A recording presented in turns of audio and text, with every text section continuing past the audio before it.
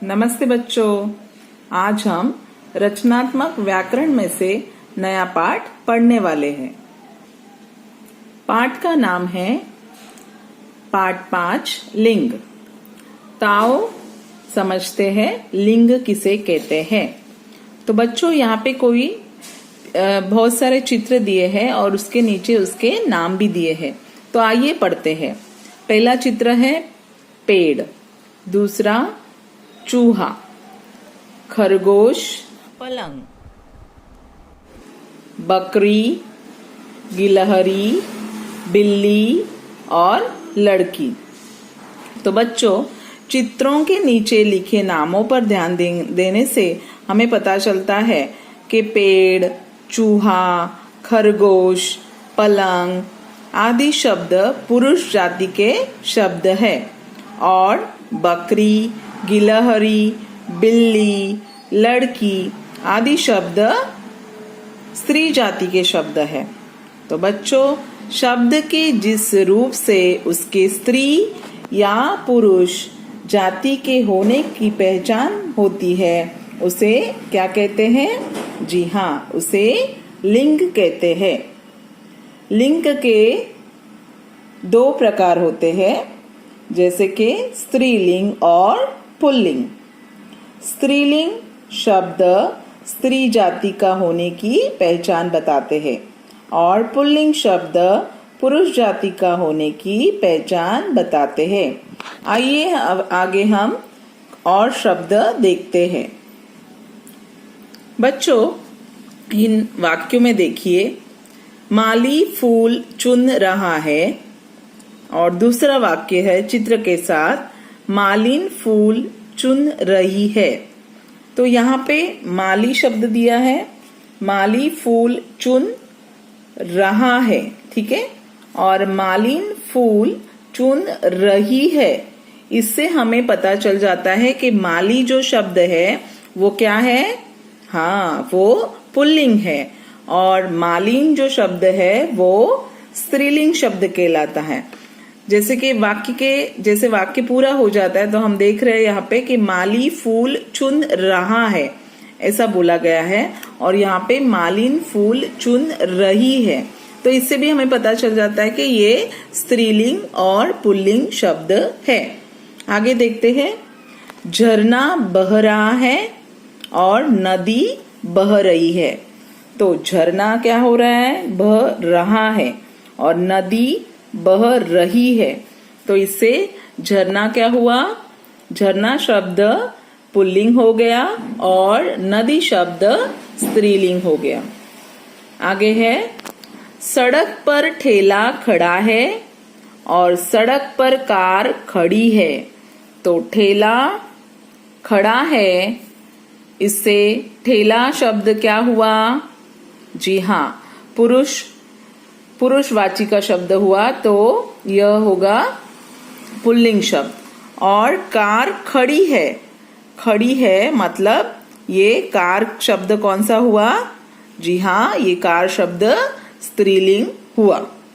आगे देखते हैं कि सजीव संज्ञाओं में लिंग की पहचान प्राकृतिक होती है, जैसे कि नर, नारी, गाय, बैल, माली, मालिन जैसे जो सजीव चीजें होती है उससे हमें तुरंत पता चल जाता है कि ये स्त्रीलिंग है कि पुल्लिंग है।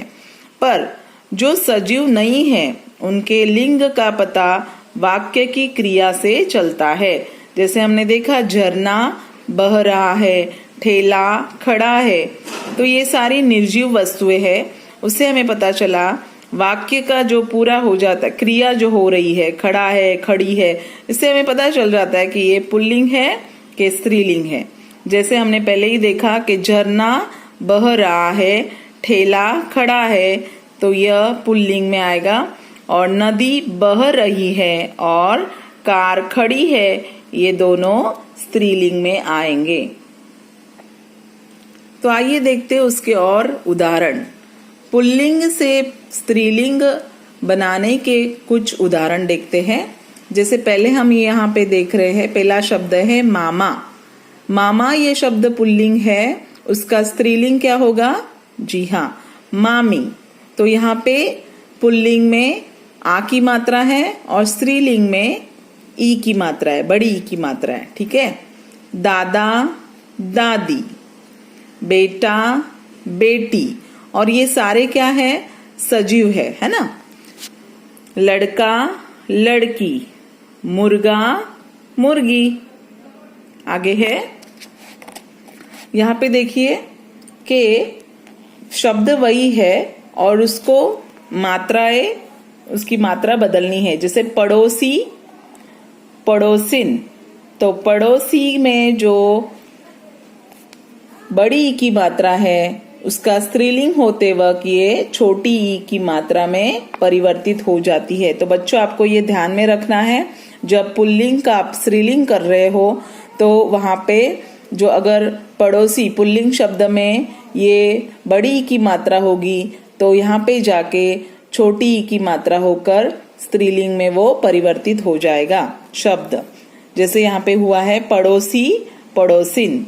आगे है ग्वाला ग्वालिन। देखो यहाँ पे भी आ की मात्रा है और आ के मात्रा के बाद अगर ये स्त्रीलिंग में हो गया तो कौन सी मात्रा लगी है उसको, ली को छोटी ई की मात्रा।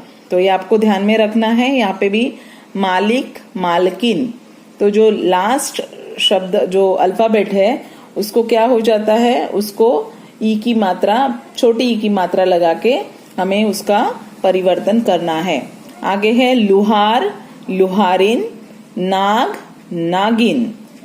ठीक है बच्चों,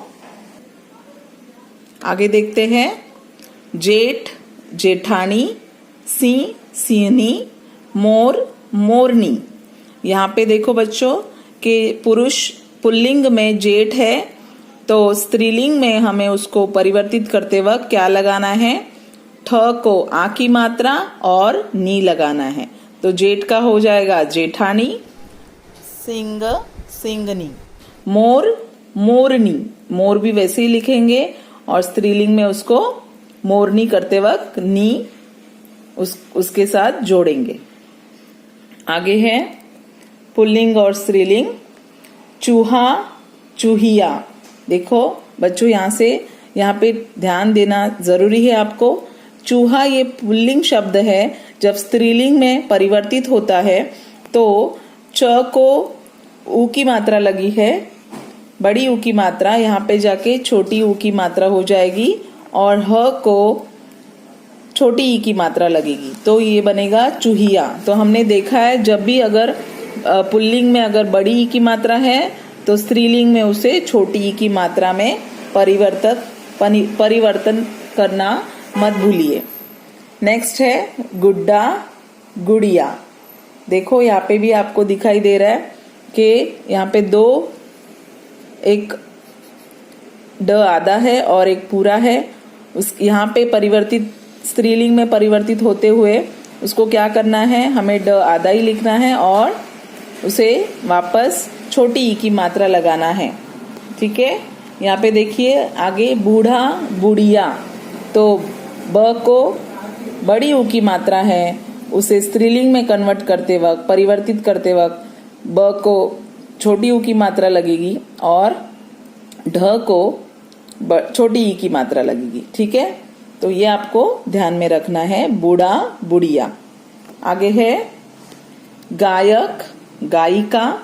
यहाँ पे भी देखिए बच्चों कि गायक को पुल्लिंग शब्द, गायक पुल्लिंग शब्द है, उसको स्त्रीलिंग में परिवर्तित करते वक्त हमने क्या किया है, यहाँ पे य को छोटी ई की मात्रा लगाई है। आगे है शिक्षक शिक्षिका, यहाँ पे भी वही किया है, शिक्षक श को ई की मात्रा, छोटी ई की मात्रा लगाई है। लेखक लेखिका, बालक बालिका।